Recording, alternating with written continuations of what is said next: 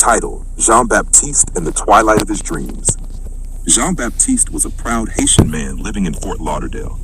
A lover of compa music, fried plantains, and big dreams. He always had a wild side, but kept it tucked under his church clothes and gold chain. His girlfriend, Keisha, was a confident African-American woman from D.C. All natural hair, vegan smoothies, and a deep respect for boundaries. They had been dating for 6 months, and Jean felt like she was the one.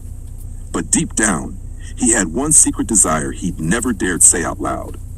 One Saturday night, while driving around, they passed a mysterious building with a red light glowing over a velvet curtain. The sign read, "Club Pandora, couples only." Jean's eyes lit up like a kid at a candy store. "Baby, what's that?" Keisha asked curiously.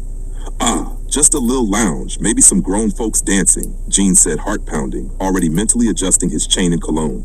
They walked in and were immediately hit by dim lights, sensual music, and people wearing outfits that could barely pass TSA screening. Jean's jaw dropped. "Bondi, this is not a lounge, this is a lingerie carnival." Keisha looked around and froze. "Jean, is this a swingers club?" Jean gave a little cough and chuckle. "Baby, let's not judge. We already paid to park. Let's just observe, for cultural education." Keisha looked like she was about to teleport out of there, but curiosity got the best of her. "Fine, we stay 30 minutes. No touching, just observing." But Jean, he was thriving. Laughing too loud, walking like he owned the place, accepting compliments like he just won Haitian Man of the Year. After an hour, he turned to Keisha and said, "Ma chérie, imagine, just for tonight, we try something new, something unforgettable."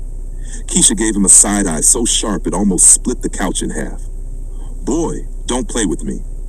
But the wine was smooth, the music was seductive, and the air was thick with temptation. After much convincing and a promise of a foot massage for a week, Keisha said, "One time, one girl, that's it." Jean nearly levitated with joy. Soon they found a gorgeous woman named Carmen, part Brazilian, part mystery. The threesome began, and it was the stuff of legends.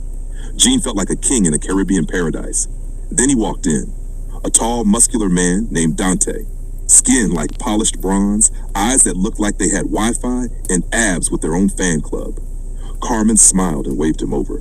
Keisha looked up and said, "Wait, he's joining?" Jean laughed nervously. "It's just one more, maybe he take photos or something."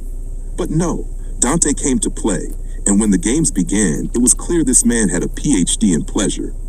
Jean tried to keep up, but it was like racing Usain Bolt with sandals on. Then it happened. Keisha moaned.